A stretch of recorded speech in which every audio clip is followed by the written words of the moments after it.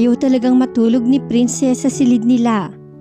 Nakikipaglaro pa ito sa mama at stepfather ni Jocelyn. Lihim na sinabihan niya ang kanyang mama na kapag tulog na si Princess ay dalhin na lamang sa kanilang silid.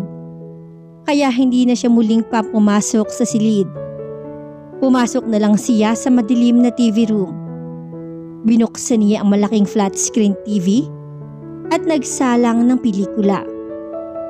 May maliit na refrigerator doon na may lamang refreshments, kaya hindi na niya kinailangang magtungo pa sa kusina upang kumuha ng snacks. May canned beer sa refrigerator. Sa stepfather niya ang mga yun. Napagpasyahan niyang kumuha ng isang lata. Gusto niyang uminom para makatulog kaagad siya at nang hindi na siya mag-isip pa. Ayaw na niyang isipin ang inis niya kay Noel. Naiinis siya dahil nakuha pa nitong paglaruan ang sitwasyon tungkol sa pangako niya kay Princess. Sa halip na tulungan siyang malusutan iyon. Mukhang gustong-gusto talaga nito kapag naiinis at nahihirapan siya. Naiinis din siya sa kanyang sarili. Dahil kahit naiinis siya kay Noel, ay hindi maikakailang may iba pa siyang damdaming nadarama para sa binata. Natatakot si Jocelyn i-acknowledge sa sarili ang tungkol sa bagay na yon. Gusto na niyang gumaling na si Princess para umalis na si Noel sa kanilang bahay. Para umalis na ito sa buhay niya. At para hindi na niya makita at makasama pa ang binata. Kapag nangyari yon, baka sakaling mawala na rin ang nadarama niya para dito. Hindi na siya mahihirapan pa. Pero yun ba talaga ang kanyang gusto? Hindi niya namalayang nakakadalawang lata na pala siya ng beer. Hindi na rin niya maintindihan ang pinanonood niya dahil tila tinamaan na siya ng nainom na alak. Nagulat na lamang siya na biglang may tumabi sa kanya sa pagkakasalampak sa ibaba ng Chase Lounge. Si Noel iyon. May hawak din itong lata ng beer. At hindi ito nagsalita. Sa telebisyon nakatutok ang mga mata ng binata. Hoy! Kinalabit niya ito. Anong ginagawa mo dito, ha? Di ba sinabi ko sa'yo? Huwag kang didikit sa akin pag hindi kailangan. Bakit nandito ka? Ha? Bakit?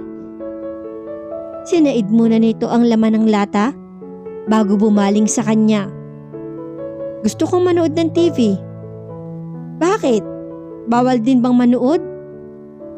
At kinuha nito ang kanyang beer na nakalapag sa carpeted na sahig at tinungga iyon. Hinampas naman niya ito sa balikat. Hoy! Nangaagaw ka pa ng beer ng may beer. Ang sama-sama mo talaga. Pati beer ko inagaw mo? Hindi siya pinansin ng binata. Lumabas ka na nga. Ayaw kitang makita. Ganyan mo ba talaga ako ka-hate? Oo. Hate na hate kita. Umalis ka na rito. Pag umalis na ba ako bukas at hindi na ako bumalik, sasaya ka na ba? Aalis na ito at hindi na babalik pa? Matagal na sandali bago si Jocelyn nakasagot. Kailangan ka pa ni Princess. Hindi ka pa pwedeng umalis. Pero gusto mo na akong umalis, di ba? May pagdaramdam sa tinig ni Noel. Nang aninigan niya sa dilim ang mga mata nito, ay nakita niya ang pagdaramdam sa mga yon. Ano bang karapatan nitong magdamdam? Ito ang may kasalanan sa kanya. Kaya hindi niya maintindihan kung bakit naaapektuhan siya sa pagdaramdam ng binata. Lasing ka, no? Nagdadrama ka na eh. Maamimiss mo ba ako? Pag natapos na ang palabas natin at umalis na ako rito? Binuksan pa ni Jocelyn ang isa pang lata ng beer at nilagok iyon. Bakit naman kita mamimiss? Tumingin ito sa TV screen pagkatapos ay bumuntong hininga. Mamimiss ko kayo. Napatitig si Jocelyn sa binata. Mukhang seryoso ito sa sinabi. Mamimiss ko si Princess. Masaya ako na kahit temporary lang, naging anak ko siya. Naranasan ko kung paano ang maging isang daddy. Masarap pala. Masarap pala magkaroon ng anak. Si Yaman ay ganun din ang naramdaman. Naging masaya rin siya sa pagiging isang ina kay Princess. Masarap pala ang maging isang ina. Marami siyang natutuhan. Maging ang pagluluto na hindi niya dati pinagtutuunan ng pansin ay natutuhan niya para dito. Masarap na may batang yumayakap at nagsasabi sa kanya ng I love you. Masarap palang magkaroon ng anak. Ang akala niya dati, being a mother was just a responsibility. Being a mother to Princess, she learned that motherhood was not just a responsibility. It was a joy. Mamimiss kita. At napatingin siya dito. Masaya ako kahit temporary lang. Nabigyan ako ng pagkakataon na makasama ka uli. Kasing lang siguro ito para makapagsalita ng ganun. Nang bumaling si Noel sa kanya, ay siya naman ang nag-iwas dito ng tingin. Ayaw niyang makita nito sa kanyang mga mata na naaapektuhan siya sa sinabi nito. Mamimiss kita kapag natapos na ang palabas. Naramdaman ni Jocelyn ang intensidad sa tinig ni Noel. Kusang bumaling ang mukha niya para salubungin ang titig nito. Parang ang totoong-totoo sa loob nito ang sinasabi nito. Naisip ko nga, siguro kapag bumalik na ako sa bahay ko, baka manibago ako. Baka hindi ko na kayang mabuhay ng mag-isa. Baka bago ako matulog, mag-expect ako na may batang yayakap at hahalik sa akin at sasabihan ako ng I love you. At misis na kahit nagsusungit, gusto ko pa rin laging nakikita. Ano bang sinasabi mo? Okay lang kahit sinusungitan mo ako. Dapat lang yun sa akin dahil nasaktan kita noon. I'm sorry, Jocelyn. Believe it or not, nasaktan ako noon dahil nasaktan kita.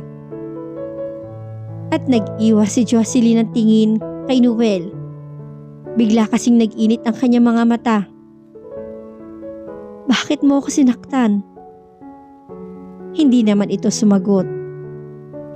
Bakit mo sabi ako sinaktan? Bata pa kasi tayo noon. We were too young for love. Kumunot ang kanyang noo. Kaya mo ba ako pinagpalit sa iba? Muli ay hindi sumagot si Noel. Too young for love? Or too young to love genuinely? Umiling-iling siya. We shouldn't be talking about the past anymore. Wala na rin namang halaga para sa akin ang nakaraan natin. Tama ka. Bata pa tayo noon. Kaya hindi dapat seryosohin ang nangyari noon.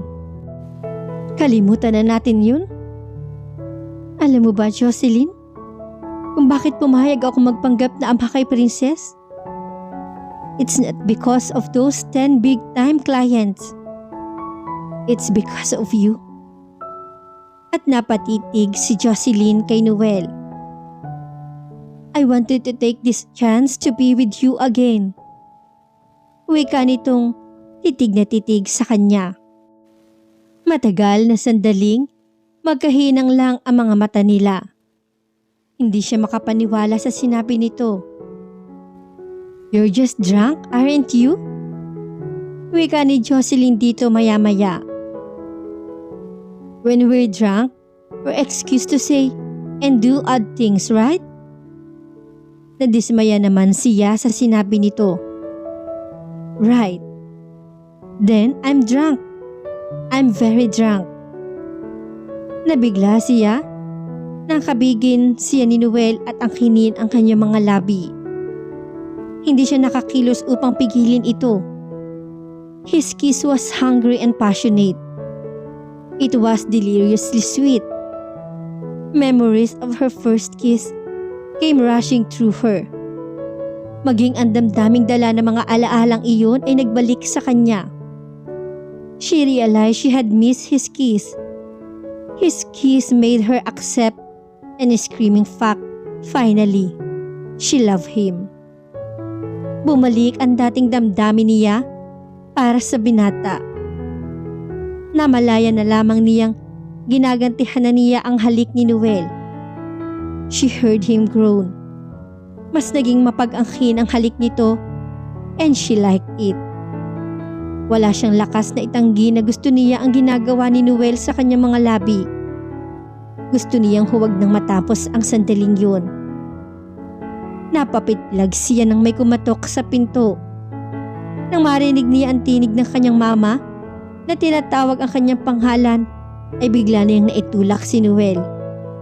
Bigla siyang napatayo nang bumukas ang pinto ng TV room.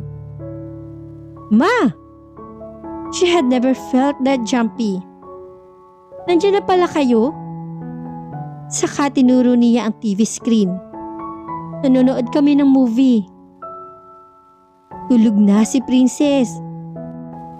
Ipinabuhat ko na kay Jose sa kwarto nyo. Okay, thanks ma. At mabilis siyang naglakad patungo sa pinto bago pa man iyon maisara ng kanyang mama. She could not face Noel after what they did. Samantala, kinabukasan. Hey! Bakit hindi mo yata kasama si Princess? Tanong ni Faye kay Jocelyn nang magtungo siya sa restaurant ng mag-isa. Alam na mga kaibigan niya ang pagpapanggap niya bilang ina ni Princess at suportado siya ng mga ito. Isinama kasi siya ni Mama sa doktor. Bakit? Akala ko ba okay na siya pero hindi lang makaalala pa. Pagising kasi niya kaninang umaga, may mga hinahanap siya. Hinahanap niya ang diary niya at ang teddy bear niyang pangalan ay si Cassie. Gamit niya ang mga yan bago siya hindi makaalala. May mga bagay na siyang unti-unting naaalala sa nakaraan niya. Talaga? Eddie, good. Ibig sabihin malapit ka na maging free uli. Matatapos na ang duty mo as a loving mother. Bumuntong hininga naman si Jocelyn. Umupo siya sa couch sa loob ng opisina at tumingin sa kawalan. Teka, bakit parang hindi ka masaya sa development ni Princess? Ha? Siyempre masaya ko. Ayoko namang habang buhay na walang maalala si Princess. Gusto ko maging normal at healthy uli siya. Parang hindi halata eh. Dahil ba kay Noel kaya parang hindi ka masyadong masaya? Ano bang sinasabi mo? Kunwari ay nagpakita siya ng pagkayamot. Totoong hindi siya masyadong masaya. Masyado siyang maraming alalahanin. Nag-aalala siya sa magiging reaksyon ni Princess. Oras na maalala nito ang nangyaring aksidente na ikinamatay ng mga magulang nito. Baka hindi nito matanggap na wala na ang kanyang mga magulang. Nag-aalala rin siya sa nalalapit na pagtatapos ng pagpapanggap nila ni Noel. Aalis na ito ng kanilang bahay at hindi niya alam kung makikita pa silang muli. Tanggap na niya sa sarili na mahal pa rin niya ang binata, ngunit hindi niya alam kung ganun din ang nararamdaman nito sa kanya. Hindi niya alam kung paniniwalaan niya ang mga sinabi nito nung nagdaang gabi. Baka hindi ito aware sa mga sinabi nito dahil lasing lang ang binata. Siyempre kapag nakaalala na si Princess, babo na rin sa temporary husband mo. Hay naku girl, sabihin mo nga sa akin kung bumalik ang feelings mo kay Noel. Maiintindihan naman kita eh. Why not, diba? Ang gwapo kaya niya. Wag na natin siyang pag-usapan, Faye. Oo nga pala, si Harvey, nabalitaan ko bumalik na siya last week from the States. So, hindi mo na talaga siya mahal, no? At hindi sumagot si Jocelyn. Kung sa bagay, Alam ko namang hindi mo talaga siya mahal. As in true love. 2 beses mo ba namang nireject ang marriage proposal niya? I really wonder how you managed to be with him for 5 long years. Mabait kasi si Harvey, kaya nagtagal sila. Napakapasensyoso nito, kaya halos hindi sila nag-aaway. Alam niyang minahal niya ito. Siguro ay hindi nga lang ganun katindi upang ipagpalit niya ang kalayaan upang bumuo ng sariling pamilya na kasama ito. Ma'am Jocelyn, may naghahanap po sa inyo. Wika ng waiter na kumatok sa kanyang opisina. Sino? Si Sir Harvey. Napatayo ang dalaga. Oh my God! Speaking of the devil. Wika ni Faye. Sige, sabihin mo susunod na ako. Bakit siya nandito? Naiintrigan tanong ng kaibigan niya. Don't tell me makikipagbalikan siya. If ever, babalikan mo ba siya, girl? Hindi naman niya ito sinagot. Lumabas na lang siya ng opisina. Malayo pa lang ay nakita niya ang bungkos na bulaklak na hawak ni Harvey. Ngumiti ito nang makita si Jocelyn. Harvey, you're here. Wika ng dalaga. How are you, Jocelyn? Wika nito sabay abot sa kanya ng mga bulaklak. I'm okay. Can we talk outside? Sa garden area? Tumango naman ng dalaga. Walang tao sa ilang bahagi ng garden area dahil hindi iyon daanan ng tao. Ngunit tanaw iyon ang mga taong pumapasok sa restaurant. Actually, Jocelyn, I came here to say sorry. Pasensya ka na sa nagawa ko. Wala ka namang nagawang kasalanan eh. Bakit ka nagsusorry, Harvey? I left you. I deserve it. No, hindi ko dapat ginawa yun. Nagsisisi na ako na nakipaghiwalay ako sa iyo. Let's start all over again, Jocelyn. I promise. This time, iintindihin na kita. Hindi na kita yayayain magpakasal kung ayaw mo pa talaga. Hihintayin kita kapag handa ka na. Just please accept me again. I still love you. Hindi naman nakapagsalita si Jocelyn. Harvey was coming back. Pagkatapos niyang saktan ito, ay bumalik pa rin ang binata.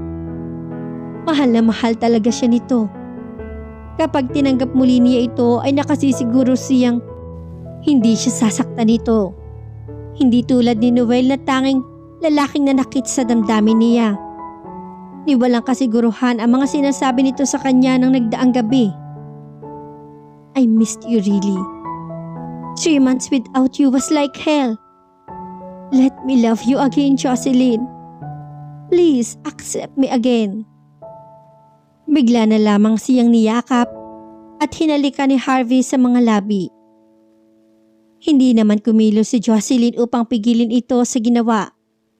Bagkus ay ginantihan pa niya ang yakap nito. Gusto niyang pakiramdaman ang sarili kung magugustuhan pa niya ang yakap at halik ng binata. Gusto niyang malaman kung mayroon pa itong espasyo sa kanyang puso. Pero wala siyang naramdamang kung anumang habang hinahagkan siya nito. By then, alam niyang wala na talaga siyang nadarama para kay Harvey. Alam niya kung kaninong yakap at halik lang ang kayang makapagpalabas ng emosyon sa kanyang dibdib. Ang kayang makapagpatunaw sa kanya. It was only Noel. Tinatanggap mo ba uli ako, Jocelyn? Tanong ni Harvey nang bitiwan ang kanyang mga labi. Let me think about it first, Harvey. Sagot ng dalaga. Samantala, hindi maintindihan ni Jocelyn kung bakit tila nagbago si Noel. Hindi na siya kinakausap nito kapag hindi kailangan. Ni hindi na siya nanginingitian nito tulad ng dati. Hindi na rin ito dumidikit sa kanya. Alam niyang may kinalaman iyon sa nangyari nung gabing iyon sa TV room. Baka na-realize na nito na hindi nito dapat sinabi at ginawa sa kanya ang mga ganong bagay.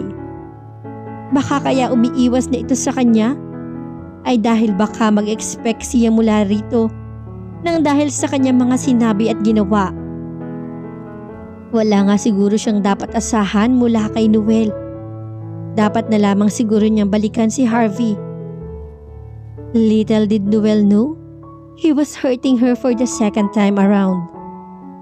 Hindi pa man ito umaalis ng bahay nila, ay namimiss na kaagad niya ang binata. Kahit kasi iniismiran at sinusingitan niya ito dati, ay parati pa ring nakangiti at nakadikit sa kanya si Noel. Ngunit ngayon ay iba na ito. Umaakto na lamang itong asawa sa kanya tuwing nasa harap ni Princess. Ngunit kahit ganoon, ay parang ayaw pa rin niyang umalis ito sa kanilang bahay. Ayaw pa rin niyang matapos ang kanilang palabas. She still wanted him near her, even if she was hurting. Samantala, unti-unti ay may pira-pirasong mga alaalang nababawi si Princess mula sa nakaraan nito. Tulad ng mga lugar na napuntahan na nito at mga bagay na mayroon ito noon. Alam niyang malapit nang bumalik ang lahat ng alaala ng bata. Mommy? Bakit po ganun? Sa panaginip ko, iba ang mukha ng mama na tinatawag ko. Tanong nito sa kanya isang araw. Alam mo naman ang mga panaginip, anak. Madalas na weird, diba? Hindi naman sumagot ang bata. Habang nakatitig lamang ito sa kanya. Nagdududa na ba ito? Hinaplos niya ang buhok ni Princess at saka niyakap. Kapag bumalik na ang alaala nito, ay aalagaan pa rin niya ito bilang anak. Mahal niya si Princess at gusto niya maging mami na siya nito habang buhay. Handa siyang ampunin ito sa legal na proseso. Ikinonsulta niya sa kanyang ina ang kanya naging desisyon. Sumang-ayon naman ito ngunit may binanggit ito sa kanya tungkol sa proseso ng adoption. Para daw legal na maampun niya si Princess, bukod sa pagiging financially stable, ay kailangan magkaroon siya ng asawang tatayong tatay sa bata. Kahit daw kamag-anak nila si Princess, ay nag-a-apply pa rin sa kanila ang provision na yon dahil hindi naman sila immediate family ng bata. Wala siyang alam sa law of adoption, kaya hindi niya masiguro kung totoo ang sinabi ng kanyang mama.